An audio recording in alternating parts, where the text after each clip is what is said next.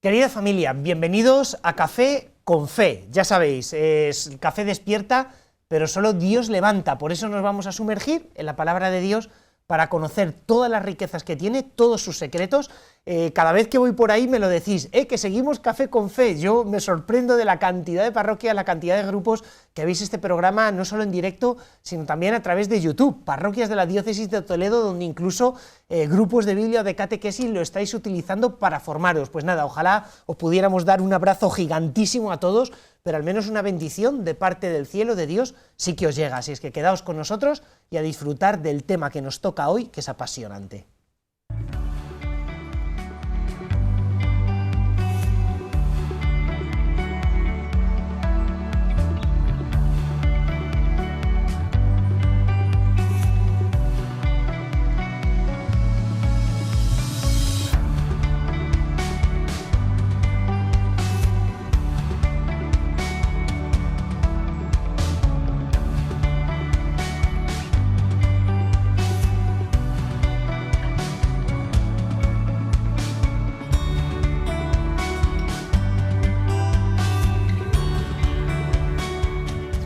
Bueno, pues estamos hoy aquí con don Juan Félix, profesor de Biblia del Seminario Mayor de Toledo, y que además para mí es una alegría tenerle. Vosotros ya lo conocéis, es rector del Seminario Menor, y digo que es una alegría tenerle porque él me enseñó a mi Biblia. O sea, creo que fui su primer curso más o menos o algo así, y entonces yo aprendí el Pentateuco, los 5 primeros libros de la Biblia, con él.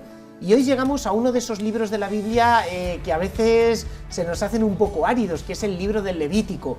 Mucha gente dice, voy a empezar a leer la Biblia desde el Génesis en adelante, y cuando llegan al Levítico paran de leer, porque es un libro lleno de leyes que a veces no sabemos bien interpretar, pero que don Juan Félix nos va a hacer vibrar con este libro, que es palabra de Dios y tiene una enseñanza importante. Don Juan Félix, muy buenas. Buenas noches, Valentín. Necesitamos el café, porque a las 11 de la noche, ¿cómo nos mantenemos vivos, verdad? Así es, así es. Además con esta penumbra, pero bueno, vamos allá. Don Juan Félix, libro del Levítico. Si yo ahora mismo pregunto a la gente de qué va el libro del Levítico, me van a decir, no tenemos ni idea. O sea, pero ni idea. Del Éxodo, sí, las batallas de Moisés con el faraón, el Génesis, el origen del mundo, los patriarcas, pero ¿por qué el nombre, el título de este libro, Levítico? ¿A qué hace referencia? Sí, el nombre Levítico se lo puso la versión de los 70 al texto hebreo.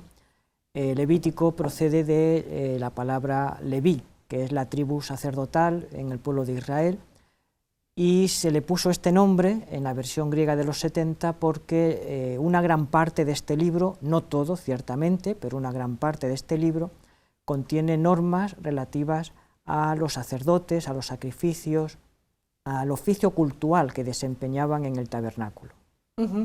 Y además es un libro que yo recuerdo cuando me explicó en clase este libro don Juan Félix, o sea, ocupa un lugar central en el Pentateuco. O sea, el Pentateuco son 5 libros, Génesis, Éxodo, Levítico, Números, Deuteronomio, pero el Levítico es 5 dedos, justo el que está en el centro.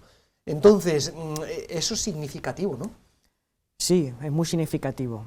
El libro del Levítico se sitúa entre 2 libros que narran movimiento por parte del pueblo de Israel. Recordemos, el libro del Éxodo narra la liberación de Egipto y el recorrido que hicieron hasta el monte Sinaí. Efectivamente. El siguiente libro al Levítico, los números, narra el movimiento del pueblo de Israel desde el monte Sinaí hasta las estepas de Moab. Efectivamente, 40 años vagando por el desierto. Eso es. Entonces, en el centro queda este libro, el libro del Levítico, que se ubica en la falda del monte Sinaí. Y el pueblo está quieto todo el rato sin moverse. O sea, digamos que es un libro que no tiene acción, sino mensaje más bien. Eso es. Contiene una serie de preceptos que hacen referencia, que completan la consagración de la tienda del encuentro que ha tenido lugar al final del libro del Éxodo. Moisés levanta la tienda del encuentro según las instrucciones que Dios le ha dado, y toda la normativa acerca del culto que se va a desarrollar en esa tienda del encuentro, sacrificios para la limpieza y la pureza del pueblo, sacrificios para la consagración de los sacerdotes, etcétera, van a ser narrados, van a ser dados en este libro del Levítico. O sea, para que la gente lo pueda entender un poquito, ¿podríamos decir, Juan Félix, que el Levítico es como una especie de manual de liturgia? Y por eso se nos puede hacer un poco pesado leerlo, porque nos dice cómo se le tiene que dar culto a Dios, lo que nosotros entendemos por liturgia. Sí, puede ser considerado así un manual de liturgia, pero es mucho más, porque el Levítico es el corazón del Pentateuco. Esa es la cosa, está en el centro y que ocupe una posición central, o sea, para el pensamiento semita, que es un poquito distinto del nuestro, es importante, porque yo pienso, don Juan Félix, nosotros que somos occidentales, cuando yo tengo que decir algo que es lo más importante, lo coloco al inicio, y funciona como a modo de tesis, ¿verdad? O bien doy una serie de razones y coloco el elemento más importante de mi discurso al final, a modo de conclusión. Pero un poco a veces lo que nos sorprende de la Biblia es que para la retórica hebrea, es decir, la forma en la cual un semita piensa, hay veces que lo más importante se coloca en el centro. Digamos que prefieren lo que podríamos llamar una estructura concéntrica, algo que para nosotros quizá no es tan obvio, porque yo siempre digo, venga, voy a decirte lo más importante en una clase a los alumnos, al inicio o al final, para que se queden con ello, para destacarlo.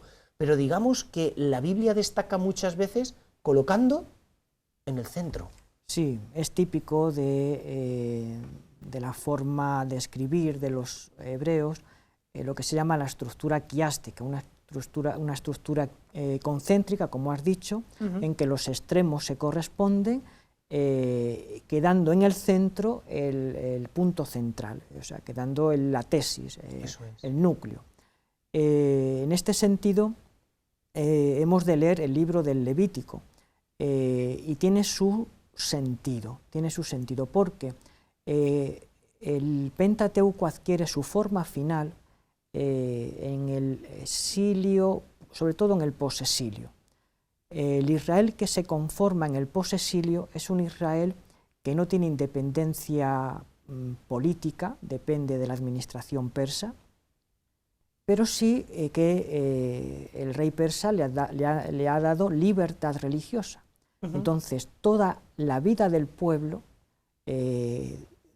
gira en torno al templo. El Israel se conforma como una teocracia. Dios es el rey y sus ministros, por así decir, son los sacerdotes, que son los que configuran la vida no solo religiosa, sino incluso también social del pueblo. Entonces, el Pentateuco ve su forma final en este contexto, en el posexilio.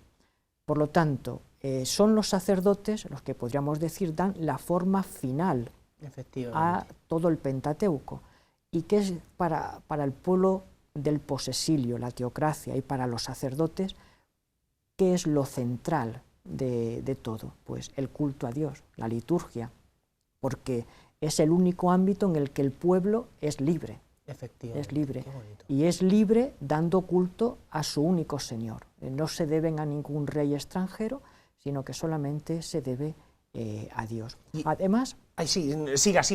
Además hay como una derivada teológica. Algunos sí que han centrado el núcleo del Pentateuco en textos tan importantes como, por ejemplo, la Alianza. Ciertamente, es un momento clave para el pueblo de Israel. Sin embargo, si ponemos el centro del Pentateuco en los textos de alianza, se trata de una alianza bilateral, la que Dios sella con su pueblo en el Sinaí, donde ambas partes se comprometen. Dios se compromete con el pueblo a ser su Dios, a acompañarlo, a protegerlo, y el pueblo en correspondencia se compromete a guardar los mandamientos, el decálogo. Pero la experiencia del pueblo de Israel en su historia es que esa alianza siempre es rota por el pueblo. Claro, el pecado hace que fracase esa alianza. El pueblo no puede mantener esa alianza. Claro. ¿Qué significa esto? Que el pueblo no va a poder nunca responder a Dios, que el pueblo va a vivir siempre de fracaso en fracaso. que Dios le va a abandonar porque en esa alianza bilateral y condicionada. Si tú fallas, Dios tiene que abandonar y romper ese pacto. Así es. Entonces en Levítico la liturgia nos ofrece la solución. Eso es. El poner el centro del Pentateuco no en la alianza, en el compromiso mutuo, sino en la liturgia. Y concretamente en la liturgia del Yom Kippur, que es la expiación. El día de la expiación, que es el centro del Levítico y de todo el Pentateuco, pone el fundamento de la existencia y de la espiritualidad del pueblo, no en el esfuerzo personal del pueblo por cumplir el decálogo. Que no van a llegar nunca. Que no van a llegar nunca a poder hacerlo, sino que pone el fundamento en la misericordia de Dios. Pero esto es muy bonito como aplicación práctica en nuestra vida, porque uno va descubriendo precisamente que el pueblo es infiel, y entonces al estar el Levítico en el centro, y digamos que el centro del libro del Levítico, o sea, el centro del centro es el famoso día del Yom Kippur, el día de la expiación, es como decir, yo no puedo vivir, nada de lo que hay alrededor se puede cumplir si no es porque Dios me perdona. Yom Kippur, día de la expiación, del perdón del pecado.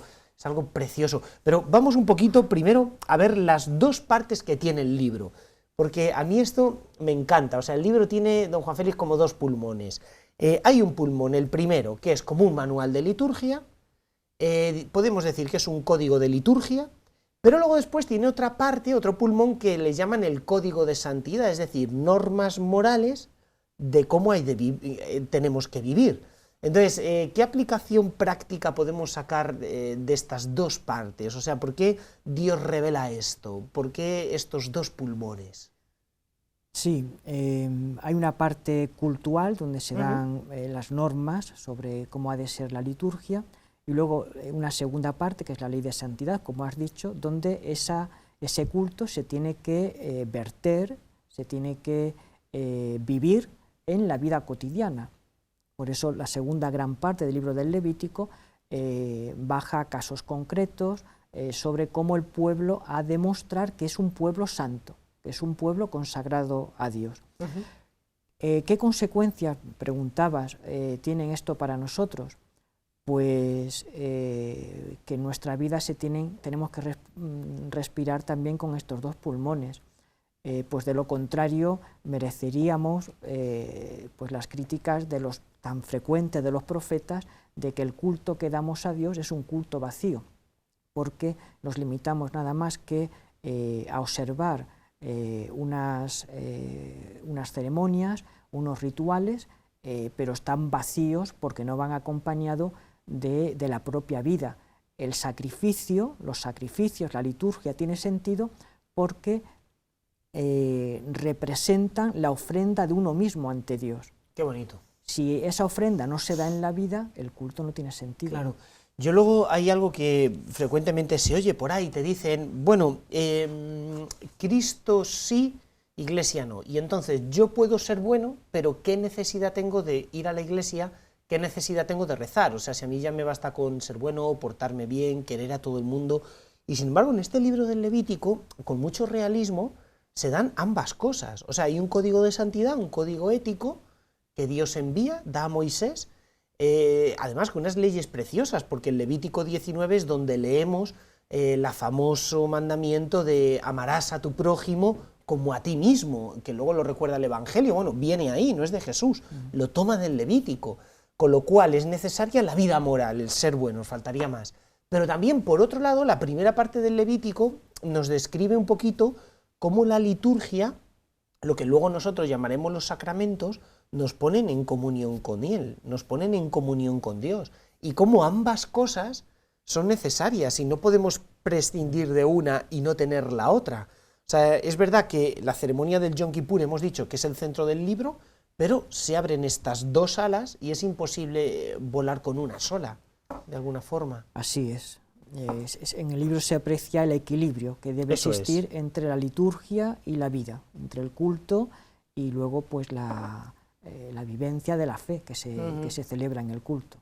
Pues hábleme un poquito del Yom Kippur, don Juan Félix. Yo algunas veces, estando por Jerusalén en verano, como esta ceremonia cae siempre, corríjame, a finales del mes de septiembre o por ahí, he visto muchas veces la celebración del Yom Kippur en Jerusalén. Es increíble porque Bueno, es una fiesta de tono penitencial enorme y que se celebra con muchísima fuerza, evidentemente no como lo describe el Levítico, porque hoy día los judíos no tienen templo, como está pensado el libro del Levítico, para una situación en la cual hay un templo.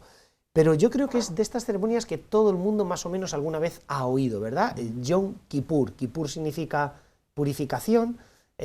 También, bueno, pues cualquiera que esté familiarizado un poquito con el mundo del Antiguo Testamento, de los judíos, ha escuchado esta palabra. Cuéntenos, ¿en qué consiste? Sí, el Yom Kippur significa para el pueblo hebreo el día de la renovación. El pueblo es renovado anualmente en esta fiesta de todos los pecados, de todas las ofensas que ha cometido a lo largo de ese tiempo. Por eso es una fiesta, pues sí, como de renovación, del pueblo. Va precedido de unos días que, bueno, pues después se llamaron los 10 días terribles, ¿no? Porque son de penitencia y de ayuno y de oración, confesando los propios pecados y preparándose para vivir este día, el día de la expiación. ¿En qué consiste propiamente este día? Consiste en que el sumo sacerdote realiza tres sacrificios, uno por sí mismo, para purificarse a sí mismo, para luego poder purificar al pueblo, otro para purificar a su propia familia y otro para purificar al pueblo. El Papa Benedicto XVI comenta, haciéndose eco de una tesis doctoral, que puede encontrarse un cierto paralelismo entre este triple sacrificio en el Yom Kippur del sumo sacerdote con las partes de la oración sacerdotal de Jesús. Efectivamente. En el Evangelio de San Juan. En el capítulo 17 de San Juan, donde Jesús pide primero por sí mismo, luego por los apóstoles y luego por el mundo. Parece que ha construido Jesús esa oración suya utilizando como plantilla la ceremonia del Yom Kippur y quizá interpretando su muerte en la cruz en esa al clave. hilo de... Se me había olvidado eso, ahora mismo me lo acaba usted de recordar, es verdad que lo leí. En esa clave de expiación, es muy bonito.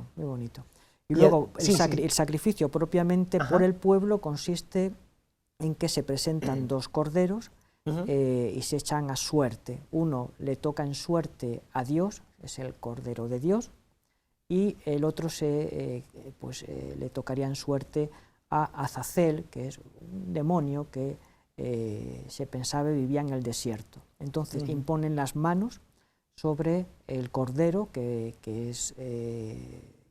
le ha tocado a Azazel y le mandan al desierto con los pecados del pueblo. Y el otro cordero que ha tocado a Dios es sacrificado. Entonces, con la sangre de este sacrificio, el sumo sacerdote penetra en lo más sagrado del templo, en el Debir, en el Sancta Sanctorum, y asperja, la única vez que entra el sumo sacerdote en esta parte del templo. Una vez al año, al Sancta Sanctorum no se puede entrar jamás. Eso es. Y atraviesa la cortina con la sangre del cordero una vez al año. Y asperja con esta sangre sin ver, porque es oscuro. Es oscuro y también hace quemar mucho incienso porque entra en la presencia de Dios y no puede ver con los ojos la gloria de Dios. Asperja con esta sangre con la que antes ha asperjado también al pueblo, asperja lo que es el caporet, la tapa que cubría el arca de la alianza. De esa manera, la misma sangre une al pueblo y a Dios, y se restablece la comunión, la alianza. Eso es muy bonito, porque uno puede pensar, qué bruto, ¿no?, ofrecer la sangre del cordero, pero claro, en la Biblia, y además el Levítico lo especifica, sangre significa la vida. Entonces, que con la misma sangre del animal se rocía al pueblo, se asperge al pueblo, igual que a nosotros el sacerdote nos asperja con el agua bendita, y también se asperge el caporet que cubre el arca de la alianza, es como decir que Dios y el pueblo comparten la misma sangre, que Dios y el pueblo comparten la misma vida. Sí, luego San Pablo va a llamar a Jesús en la cruz, al crucificado, nos lo va a presentar como el verdadero caporet, es decir, es en su sangre. Efectivamente. En su sangre se ha realizado esa comunión entre Dios y el pueblo.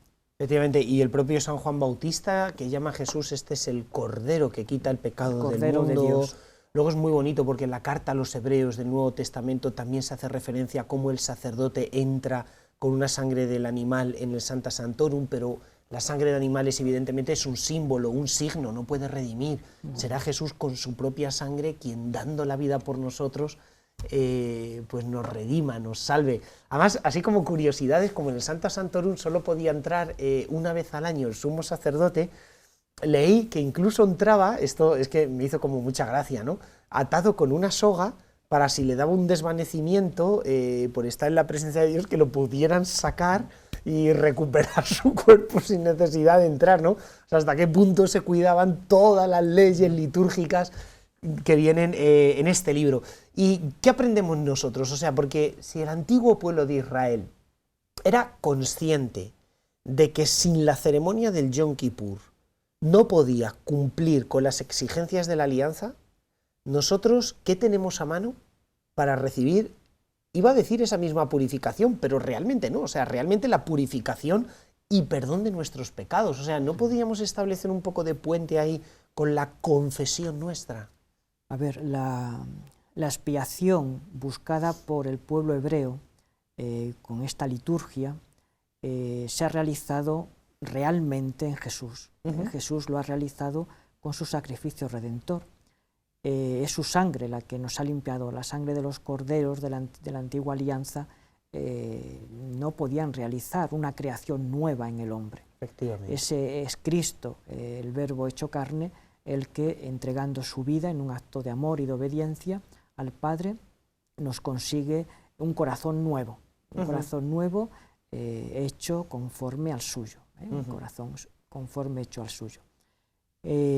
Los efectos de esta redención llegan a nosotros a través de los sacramentos, en concreto a través de la confesión, por la cual recibimos el perdón de los pecados, recibimos la expiación conseguida por Cristo por su sacrificio en el Gólgota.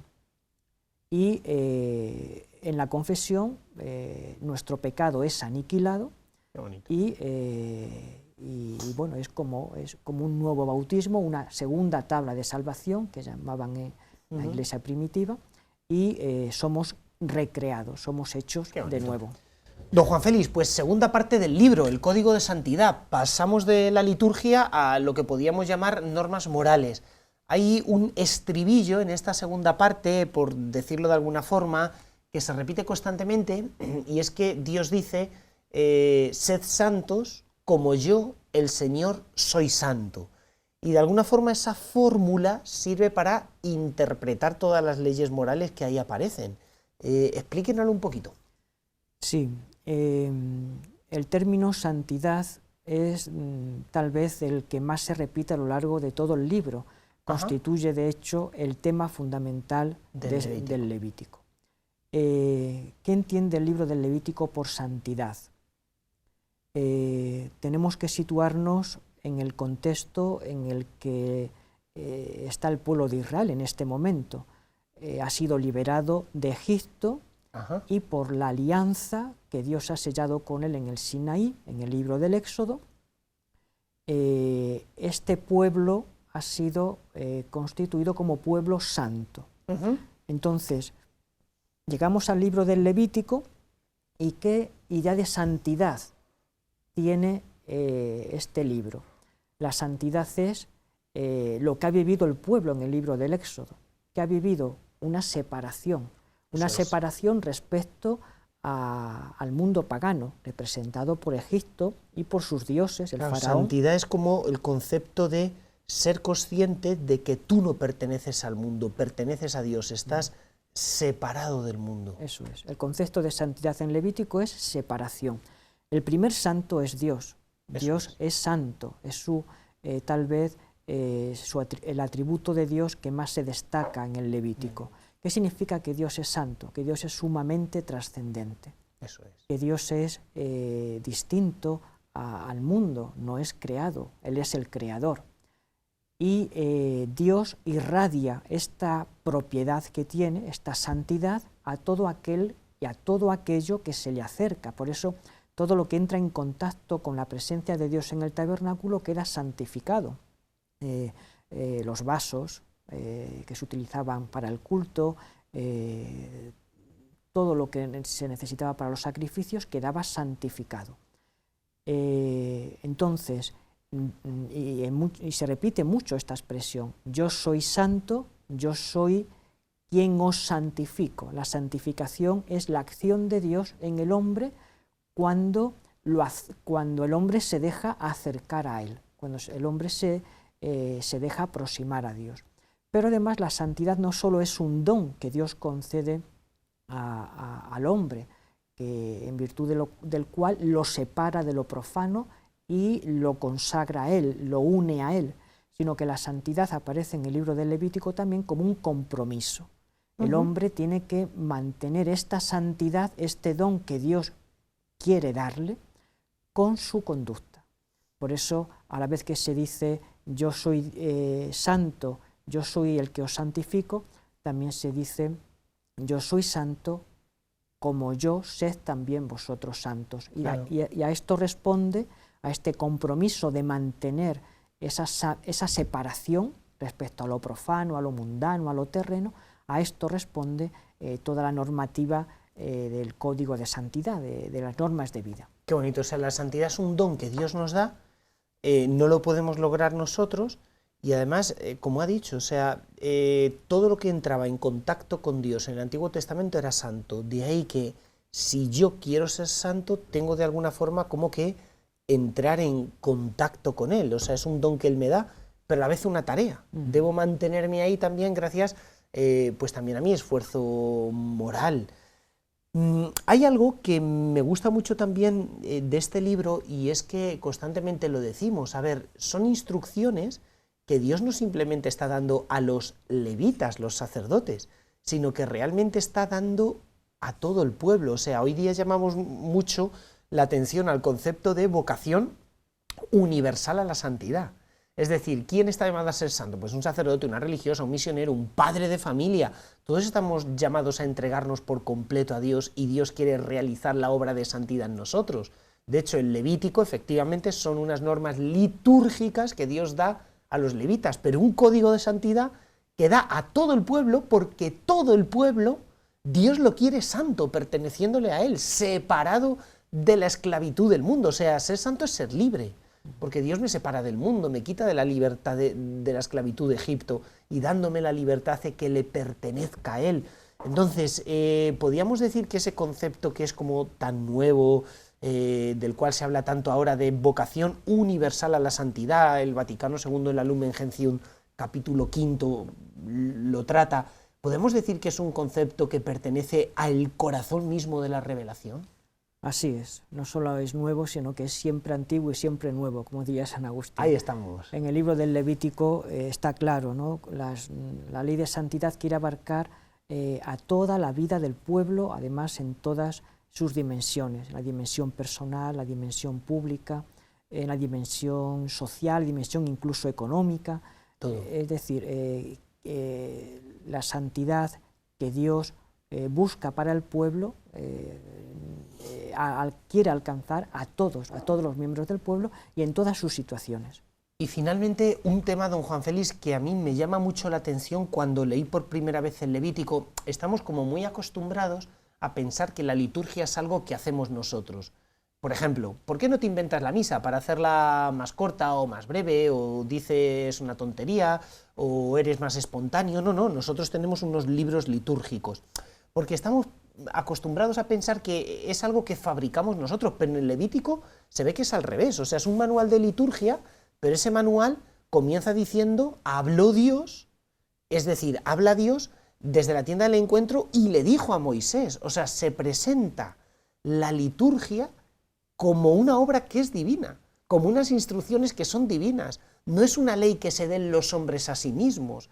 Por tanto, digamos que lo que pasa en la Iglesia, lo que pasa en los sacramentos, no es algo que inventemos nosotros y que podamos tratar con el capricho que nos dé la gana, sino algo que es revelado por Dios. Yo creo que también aprendemos una lección ahí importante. Sí, así es Dios el que nos dice cómo hemos de darle culto. Efectivamente. El culto no lo creamos nosotros, sino que es Dios el que nos dice cómo hemos de alabarlo, cómo hemos de darle culto. Y es como una preparación de lo que va a ser la liturgia del Nuevo Testamento, porque en el Nuevo Testamento es Cristo el que hace la liturgia al Padre. Y cuando celebramos la Santa Misa no lo hacemos nosotros, es Cristo quien renueva su sacrificio sobre el altar por nosotros. Nosotros somos asociados a esa obra de alabanza, de adoración y de acción de gracias del Hijo al Padre, porque ¿qué podemos nosotros ofrecer a Dios que le sea grato? Eso es. Es él mismo es el que hace liturgia con nosotros, por nosotros, y nos asocia a esa liturgia. Eso. Entonces es Dios el que obra siempre por nosotros y nos asocia a esa obra. Muy bien, don Juan Félix, pues muchísimas gracias por esta explicación. Además ahora yo estoy pensando una cosa, que usted va a dormir tan a gusto porque no se ha llenado la taza de café, pero yo que me la he llenado y me la he bebido entera, veremos a ver si ahora pego ojo, pero bueno, da igual familia, lo importante, bueno, aprovecharemos a leer un poquito y a estar a gusto. Muchísimas gracias por estar con nosotros, os animamos a ir comprendiendo la Biblia, gustando todos estos tesoros de la palabra de Dios. Gracias por seguirnos tanto, porque sé que a mucha gente os está haciendo tanto bien bucear en el Antiguo Testamento, un mundo que apenas conocemos, pero que constituye la base sobre la cual está edificado el cimiento de nuestra fe. Pues nada, con una bendición gigante, ya sabéis cómo nos despedimos siempre, con los pies en la tierra, pero con el corazón en el cielo. Familia, bendiciones.